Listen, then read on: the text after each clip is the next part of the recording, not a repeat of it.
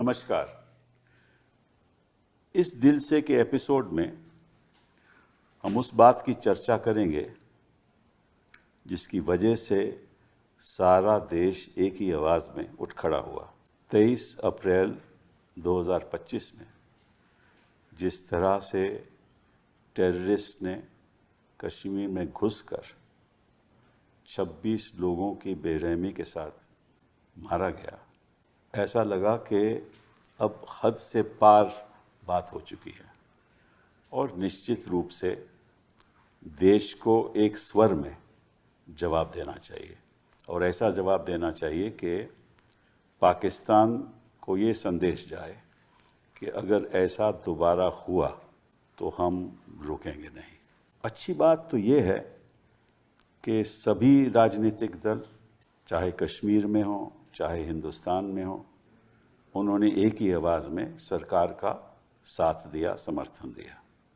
अच्छी बात यह भी है कि पहली बार कश्मीर की जनता ने एक स्वर में इसका घोर विरोध किया, इस हमले का घोर विरोध किया और सरकार का साथ दिया।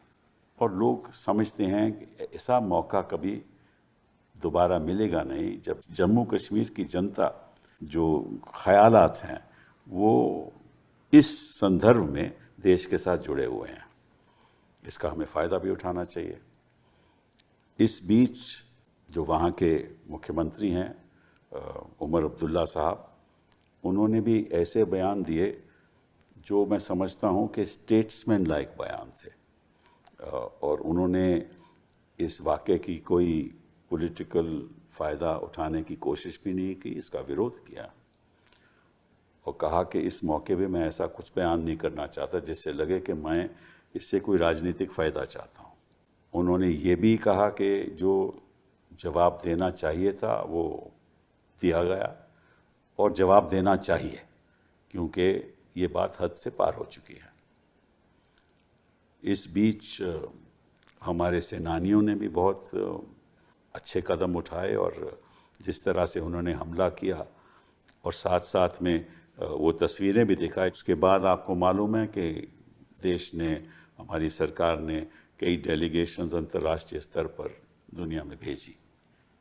उसका नतीजा क्या है, इस हमले के बारे में हम बात करेंगे और आगे की रणनीति क्या होनी चाहिए और ऐसे शख्स के बारे में बात करेंगे जो मैं समझता हूँ कि युवा है और जिसने हमेशा हिंदुस्तान के साथ दिया, और वो शख्स हैं उमर अब्दुल्ला साहब, chief minister of Jammu Kashmir. बहुत बहुत धन्यवाद आपका यहाँ आने का। 9 से 14 तक आप पहले भी मुख्यमंत्री रह चुके हैं और अभी 2024 में आप फिर दोबारा मुख्यमंत्री बने। स्टेट के नहीं लेकिन यूनियन टेरिटरी के असेंबली में आप जीते, आपका दल जीता।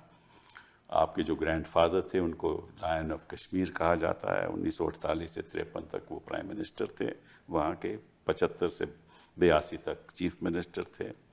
आपने बीए कॉमर्स किया, उसके बाद आप MBA स्कॉटलैंड में आपने डिग्री ली और 1998 में आप यंगेस्ट मेंबर ऑफ लोकसभा बने। फिर आप कॉमर्स मिनिस्टर बने, मिनिस्टर फॉर स्टेट 99 से 2001 तक, 2001 से 2 तक एक्सटर्नल मिनिस्टर ऑफ स्टेट।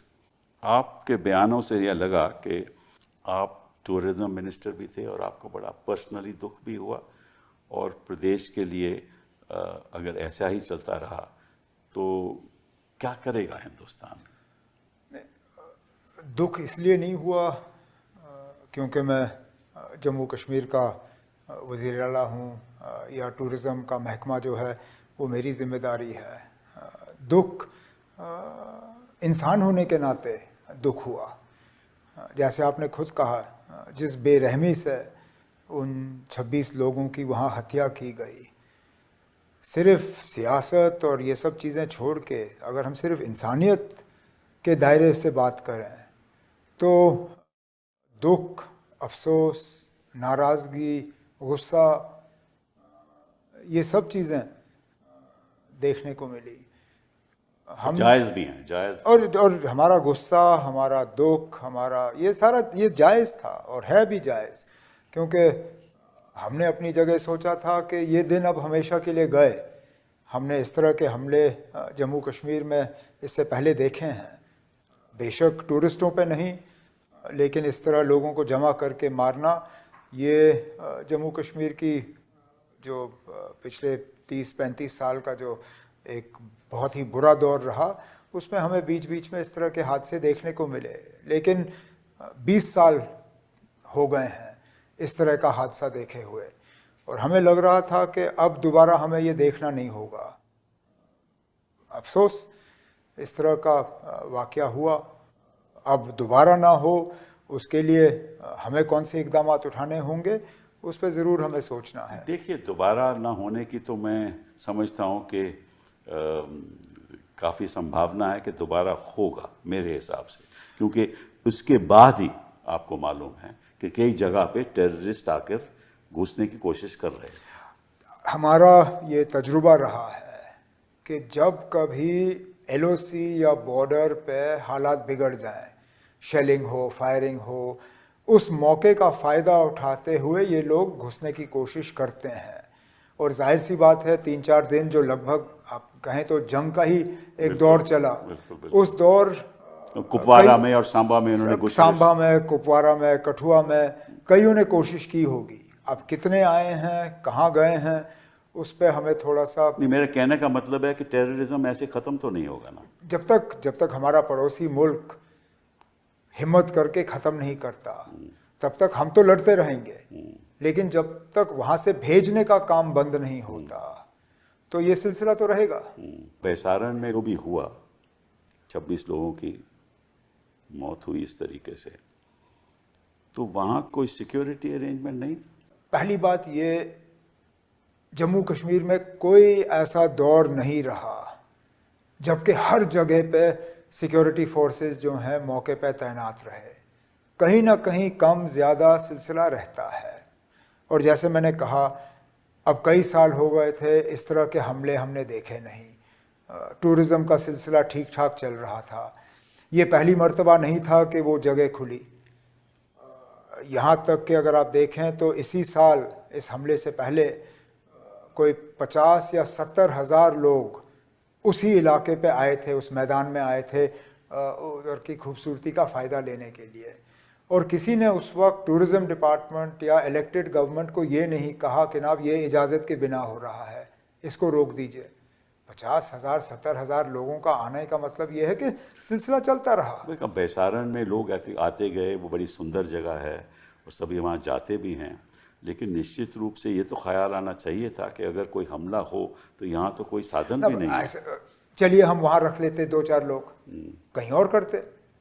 मुमकिन नहीं है कि आप हर जगह पे फोर्सेस तैनात करें। अब हमारी कोशिश ये रहनी चाहिए कि इनको हम बॉर्डर पे ही रोकें, क्योंकि एक बार ये अंदर आ गए उसके बाद जाहिर सी बात है कि ये फिर अपनी मर्जी से हमला करेंगे। पर बैसारण तो ऐसी जगह है, कहीं बॉर्डर से इतना दूर है, तो ये टेररिस्ट को काफ़ी नहीं, इनको काफ़ी अंदर आना पड़ा। यही मैं कह रहा हूँ, कहीं कोई इंटेलिजेंस कोई सिस्टम नहीं होता कि भाई पता चले।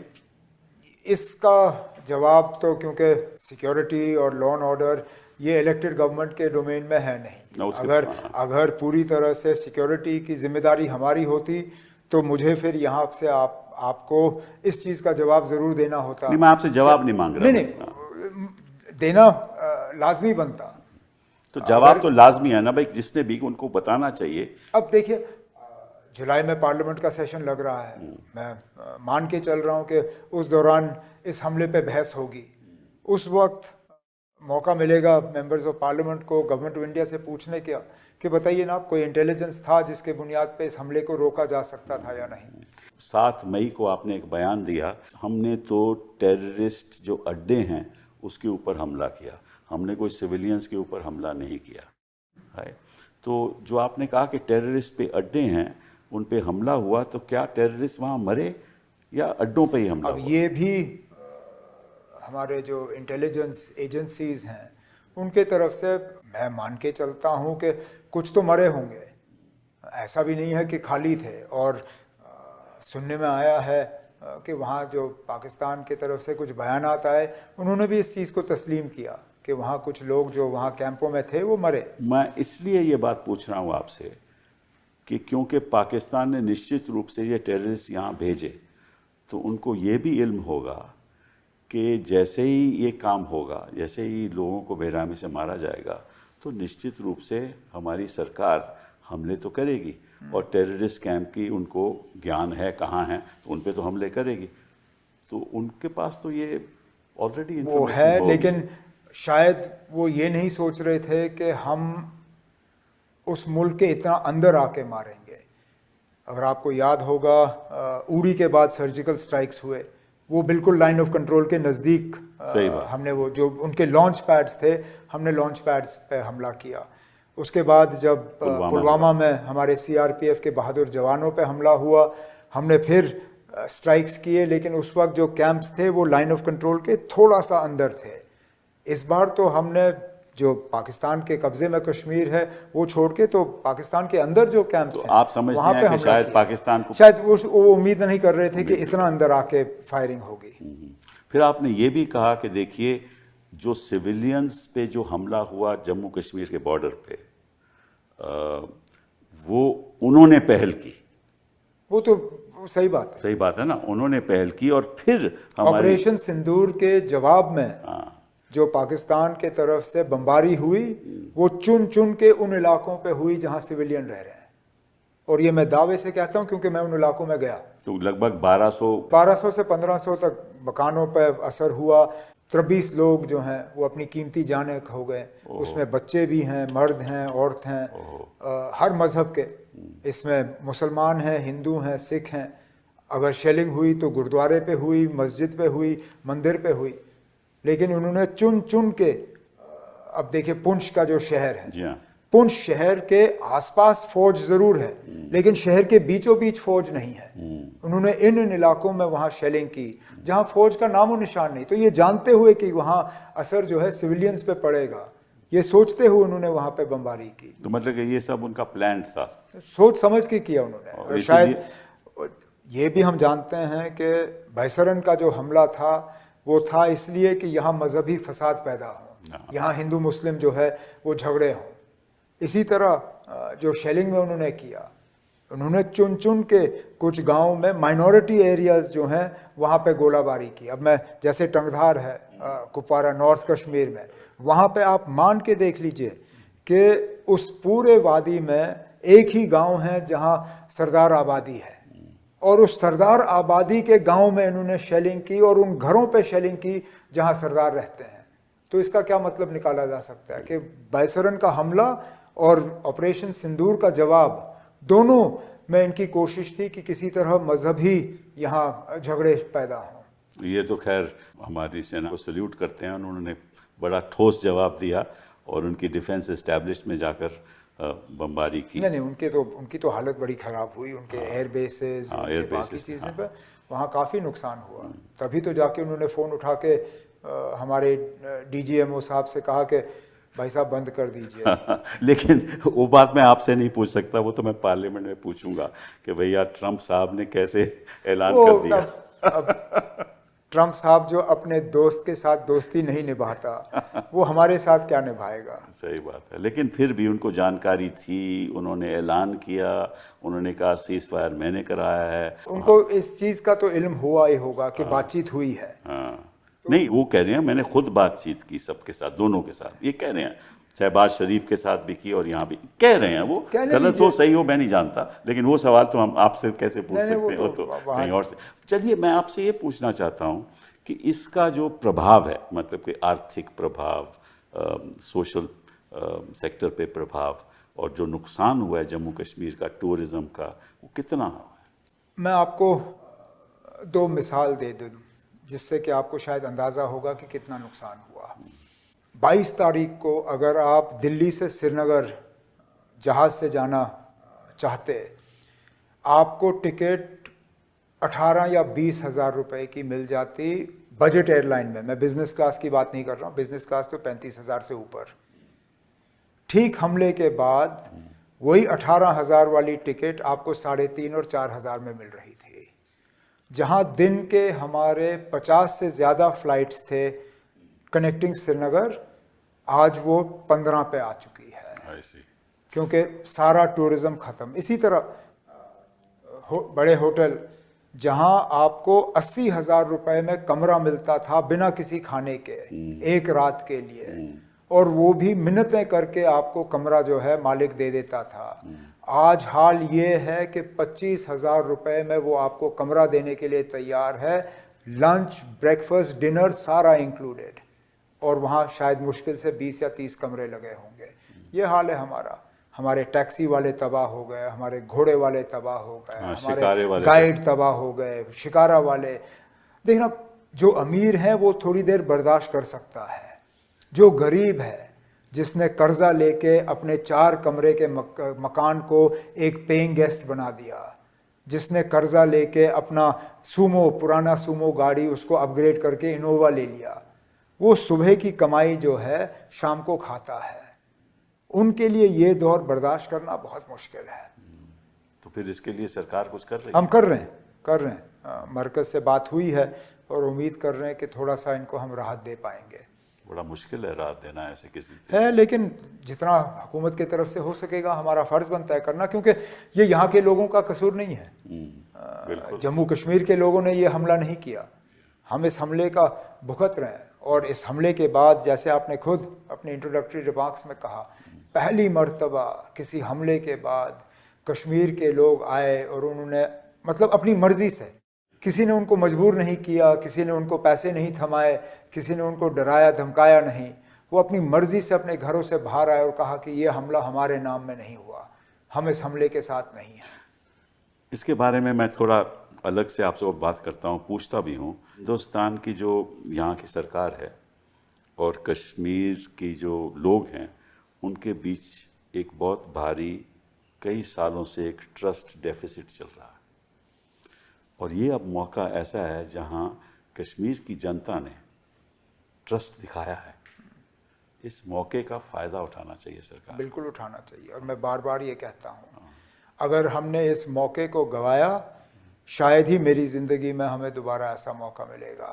ये अपनी मर्ज़ी से, मैं ये बात बार बार दोहराता हूँ कि अपनी मर्ज़ी से लोगों ने आके हमले की निंदा की, उसकी मजम्मत की, उसके खिलाफ अपनी आवाज़ उठाई।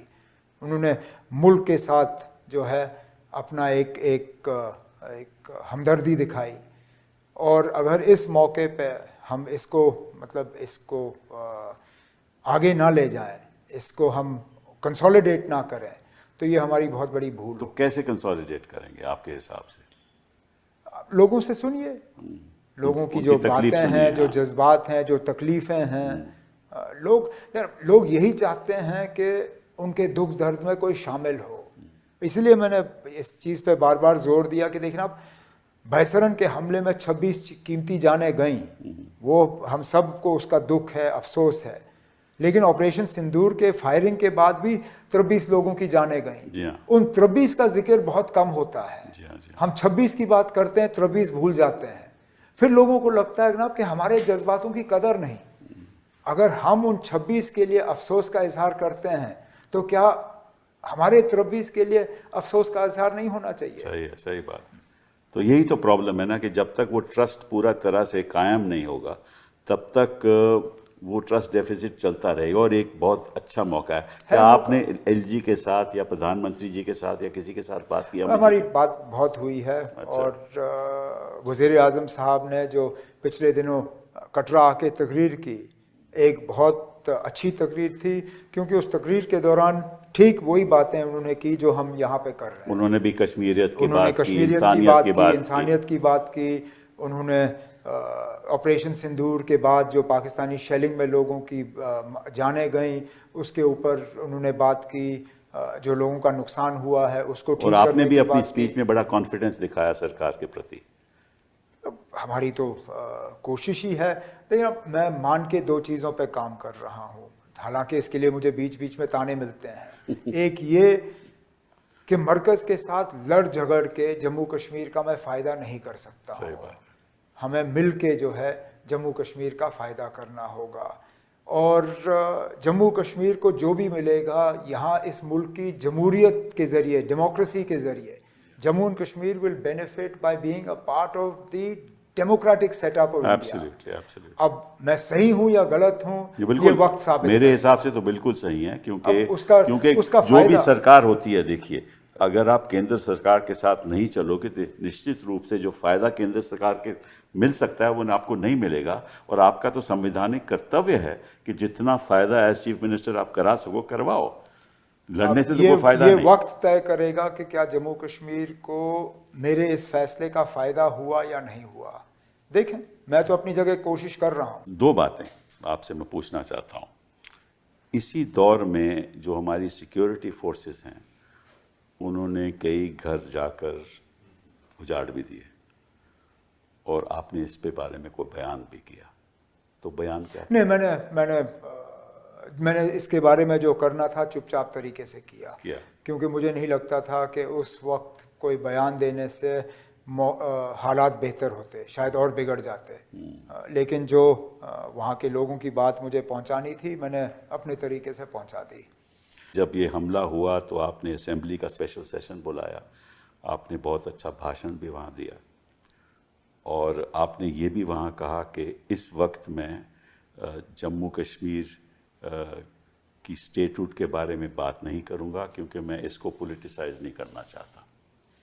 लेकिन मैं सोचता हूँ और मैं समझता हूँ कि जो बुद्धिजीवी लोग हैं वो सोचते हैं कि ये जिम्मेदारी शासन की जम्मू कश्मीर की सरकार को मिलनी चाहिए और वो तभी मिलेगी जब स्टेटहुड जम्मू कश्मीर को मिलेगी। फिर उसमें आपका और मेरा कोई झगड़ा है ही नहीं। हम दोनों की इसमें सोच बिल्कुल मिलती जुलती है।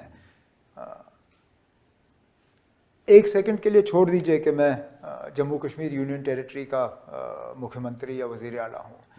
मेरा जो ये 8 महीने का तजुर्बा रहा है, मैं मान के चलता हूँ कि there is no worse system of governance than a UT with assembly. आप जरा बताइए इस पे, जरा ये लोगों के साथ सरासर धोखा है। क्यों? बताइए। मैं इस बात पे आ रहा हूँ। देखिए, मैं मान के चलता हूँ कि कुछ ऐसी जगहें हैं जहाँ असेंबली मुमकिन नहीं है। या तो आबादी कम है, इलाका छोटा है, दमन है, दीव है, लक्षद्वीप है, अंडमान हैं, इतने फैले हुए हैं, शायद इनके लिए असेंबली मुमकिन नहीं है। लेकिन जहाँ असेंबली मुमकिन है, जैसे पौंडीचेरी या जम्मू कश्मीर, मुझे बताइए इनको यूटी रखने का क्या मतलब? क्योंकि वहाँ आप हुकूमत तो बना देते हो, लेकिन हुकूमत के हाथ फिर आप उनके पीठ पीछे बांध देते हो। आज हाल ये है कि मुझे जिन अफसरों से काम लेना है, उन अफसरों पे मेरा कंट्रोल नहीं है। अब मैं रियासत का भी मुख्यमंत्री रहा हूँ, यूटी का भी हूँ, और मैं खुद अपनी आंखों से फ़र्क देख रहा हूँ। जब मैं रियासत का मुख्यमंत्री था, जब मैं किसी अफसर से कहता था कि ये करना है, वो मुझे 10 तरीके बताते थे कि किस तरह हो सकता है। आज जब मैं किसी अफसर को कहता हूँ कि ये करना है, वो मुझे 10 वजह बताते हैं कि ये क्यों हो नहीं सकता। और ना करने के लिए मैं उनसे मतलब मिन्नतें कर सकता हूँ, उनको समझा सकता हूँ, लेकिन वो जो सबसे बड़ा डर जो अफसर का रहता है वो ट्रांसफ़र का रहता है। ट्रांसफ़र का डंडा जो है वो मेरे हाथ में है नहीं। तो अफसर आखिरकार एक हद तक सुनते हैं, उसके बाद अगर उनकी मर्जी आई तो नहीं सुनेंगे। तब 2009 से 14 तक जब आप चीफ मिनिस्टर थे तो लॉ एंड ऑर्डर तो आपके हाथ में था। आपसे मैं पूछना चाहता हूँ कि जो लाइन ऑफ इंफॉर्मेशन, जो सोर्सेज ऑफ इंफॉर्मेशन, वो आपके हाथ में थी, इन अ सेंस कि आप तक पहुँच भी जाती थी। तो इस स्थिति में ये क्या वैसी इंफॉर्मेशन इंटेलिजेंस हो आपके पास पहुँचती है? नहीं पहुँचती ना, मतलब राउंड अबाउट तरीकों से, कहीं इधर उधर से, लेकिन फॉर्मली कोई भी ऐसा तरीका नहीं है जिसके तहत हमें वो जानकारी मिले जो शायद हमें मिलनी चाहिए। अब मिसाल के तौर पे आज मैं टूरिज़्म मिनिस्टर हूँ,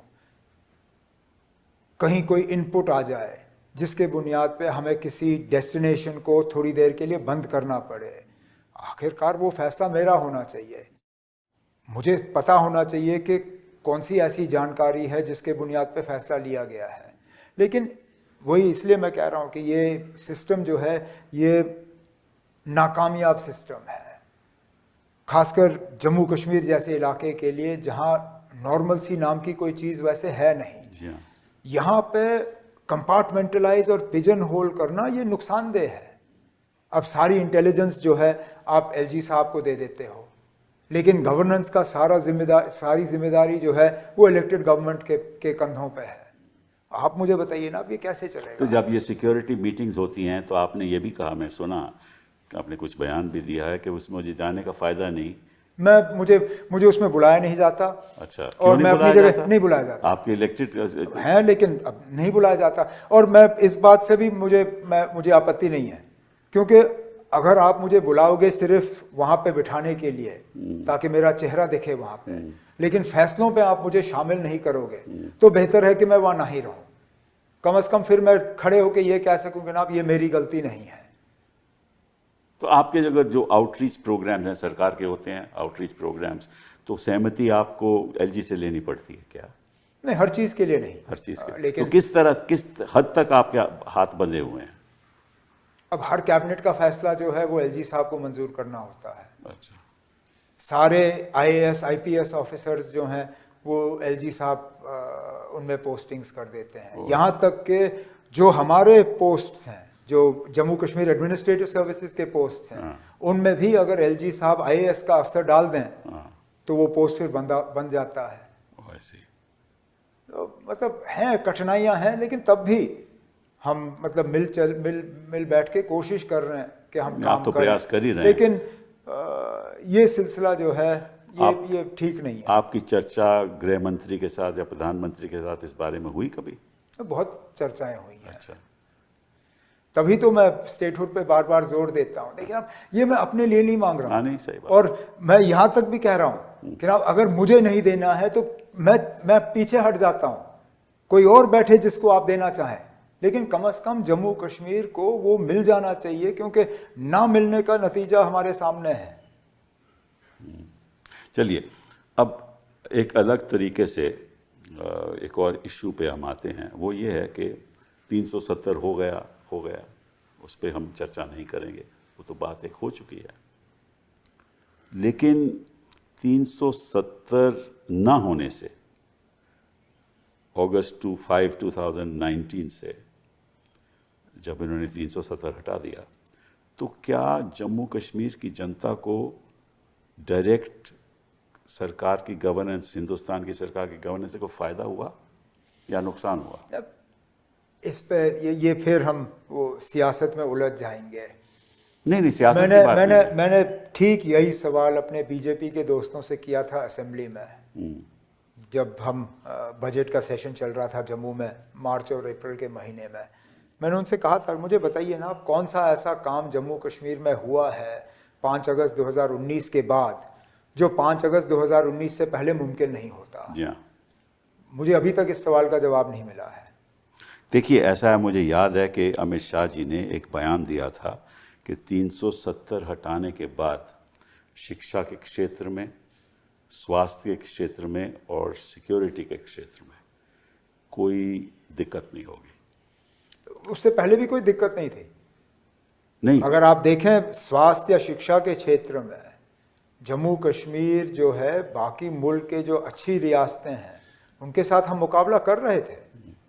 हमारे जो इंडेक्स हैं, जो ह्यूमन डेवलपमेंट इंडेक्स जिनको आप कहते हैं, जिन पे ये तय किया जाता है कि कितनी डेवलपमेंट हुई है या नहीं हुई है, हम तो गुजरात और आंध्र प्रदेश और ऐसी रियासतों से मुकाबला कर रहे थे। हमने कुछ चीज़ों में तो उनको पीछे छोड़ दिया हुआ था। बिल्कुल सही है। मुल्क में अगर आप देखें तो सबसे कम गरीबी उनमें जम्मू कश्मीर को गिना जाता है। मुझे बताइए, आपने कभी किसी को भूख के शिकार होते हुए जम्मू कश्मीर में सुना है? क्योंकि कम से कम और कुछ नहीं तो छोटी सी ज़मीन का एक टुकड़ा है, उससे हम जो उगाते हैं वो खाते हैं, घर पे छत है, इतना तो हमारे पास है, जो कई ऐसी रियासतें हैं जो ये दावा नहीं कर सकती। उन्होंने एक स्टेटमेंट दी थी कि abrogation of 370 will enhance education, health and quality of life. और मैंने कुछ आंकड़े इकट्ठा करने की कोशिश की, तो 370 के बाद 552 दिन इंटरनेट शटडाउन रहा, 552 दिन। और जो शिक्षा था वो डिसरप्ट हो गई। लगभग 15 लाख स्टूडेंट्स की जो एजुकेशन थी वो डिसरप्ट हुई, उसमें बेहतरी नहीं आई। और जो समग्र शिक्षा की जो मुहिम है उसमें 60% फंड यूटिलाइज हुए, 100% फंड भी नहीं यूटिलाइज हुए। और ड्रॉप आउट रेट स्कूलों का, सेकेंडरी स्कूल्स का, ये बढ़ गया फ्रॉम 4.5 टू 6.2%। मैं केवल शिक्षा की बात कर रहा हूँ। तो ये जो बात है कि बेहतरी आ गई, ये तो नुकसान हुआ। हेल्थ सेक्टर में infant mortality dropped, access issues बढ़ गए और एंग्जाइटी लोगों की बढ़ गई। जो रूटीन वैक्सीनेशन होता था वो कम हो गया, क्योंकि जब बाधा लग जाता है कि आप इधर उधर जा नहीं सकते तो आप अस्पताल भी नहीं जा सकते, तो एक्सेस कम हो गया। क्राइम्स अगेंस्ट शेड्यूल का शेड्यूल ट्राइब्स बढ़ गया। और एज फार जब आर्थिक स्थिति की बात है तो वहाँ दी स्टेट GSDP वो कम हो गई 1%। तो ग्रोथ डिक्लाइंड, तो मतलब कि आर्थिक नुकसान भी हुआ, सामाजिक नुकसान भी हुआ, शिक्षा के संदर्भ में नुकसान भी हुआ, हेल्थ सेक्टर में भी नुकसान हुआ। तो बढ़ोतरी किस में हुई? बढ़ोतरी ये रियलिटी है, हकीकत है। ये रियलिटी। अनएम्प्लॉयमेंट भी बढ़ी और टेररिज्म खत्म भी नहीं हुआ। नहीं, टेररिज्म तो 22 अप्रैल से पहले तो शायद ये दावा कर सकते थे कि आतंकवाद जो है वो लगभग जम्मू कश्मीर से उन्होंने हटा दिया है, लेकिन अब वो दावा भी नहीं किया जा सकता। बिल्कुल। तो अगर टेररिज्म ख़त्म नहीं हुआ और हमने जो करना था कर दिया, और देश की जो हमारी हुकूमत है वो कह रही है कि अगर ऐसा हमला दोबारा होगा तो it will be an act of war, जंग समझा जाएगा। और फिर करेंगे क्या हम? ये तो भी आपको पार्लियामेंट में पूछना पड़ेगा, क्योंकि ये आपने एक बहुत मतलब जिस चीज़ पे आपने अब बात की, इस पे हमें बहुत गंभीरता से सोचना होगा। क्योंकि किस तरह का हमला, मतलब हमने कहाँ रखा है लाइन? मापदंड नहीं। क्या 2 लोग अगर किसी हमले में मारे गए, क्या उसको जंग समझा जाएगा? या हम 25 लोगों पे हमला होगा तब मानेंगे?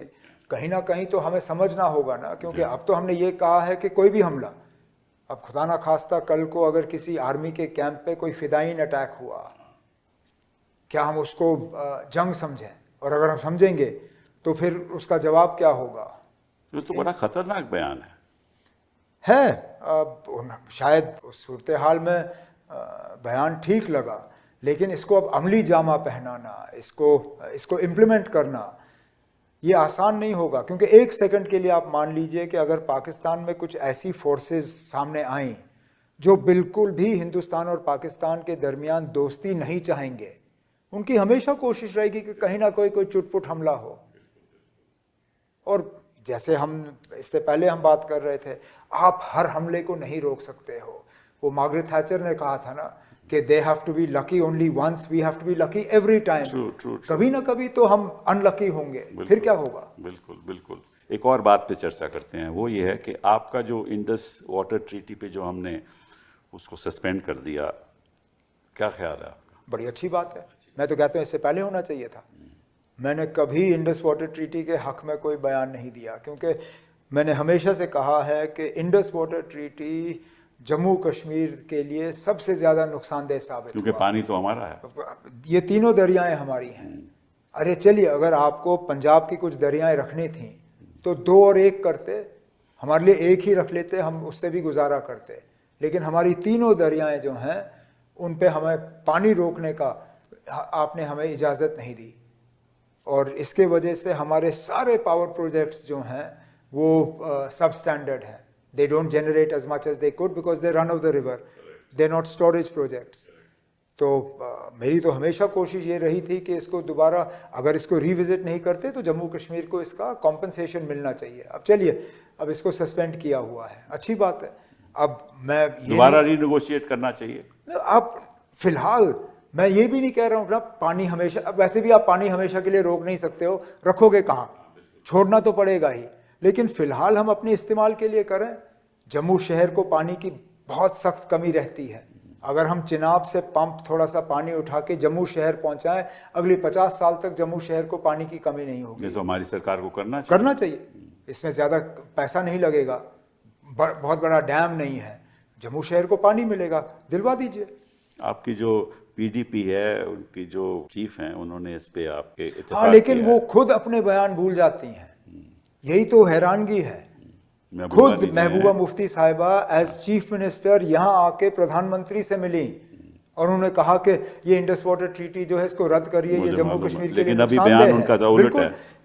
उनके वालिद साहब जो अब इस दुनिया में नहीं रहे, मुफ्ती मोहम्मद सैयद साहब, 2002 में जब कांग्रेस के साथ वो अलायंस में थे, उन्होंने जम्मू कश्मीर की असेंबली से रेजोल्यूशन पास कराया, यूनानिमस रेजोल्यूशन, जिसमें मेरी पार्टी ने उनका सपोर्ट कई किया। बार भूल जाता है आदमी ऐसे। वो थोड़ी सी जब टेंशन हो जाए तो बीच बीच में बंदे भूल ही जाते हैं चीजें। इसीलिए आपने तुलबुल प्रोजेक्ट का भी समर्थन किया। क्योंकि तुलबुल से हमें, मैं फिर इस बात पे आता हूँ, तुलबुल से पानी रुकेगा नहीं, पानी को हम थोड़ी देर जो है और ज्यादा हम इस्तेमाल कर पाएंगे। तुलबुल का बैराज जो है वो वुलर के किनारे बनता है, इससे वुलर को जो है हम दोबारा जिंदा कर पाएंगे, वुलर का लेवल जो है वो बढ़ जाएगा, और जहलम जो है अपस्ट्रीम, उसको हम नेविगेशन के लिए इस्तेमाल कर पाएंगे।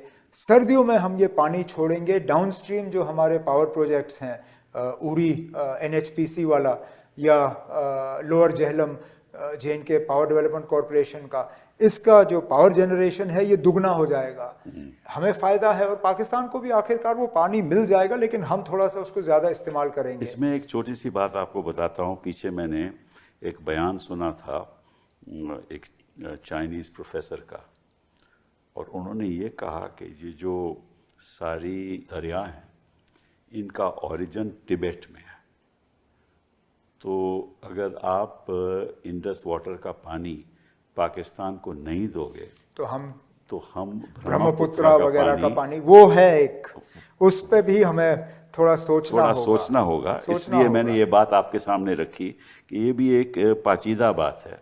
लेकिन फिर देखिए, हमें भी फिर इस पे सोचना चाहिए, हमारे दोस्त कहाँ हैं?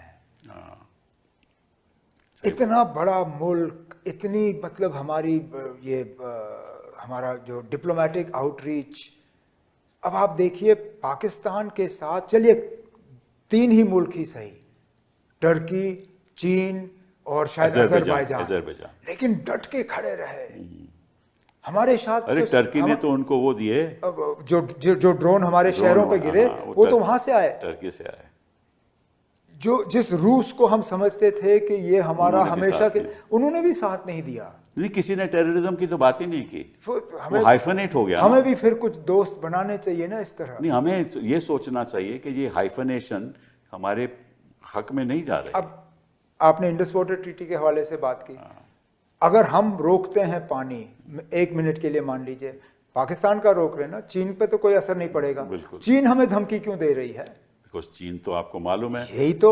अच्छा, और चीन को धमकी देने वाला हमारा कोई दोस्त है? सवाल ही नहीं उठता, सवाल ही नहीं। और एक और इस पे खतरनाक बात यह है कि हर हमले में चीन पाकिस्तान का साथ दे रही है, ठीक है ना? और therefore we are really fighting China and Pakistan together. Most serious issue. Most defense analysts are looking at this short conflict not from the Indo-Pak prism.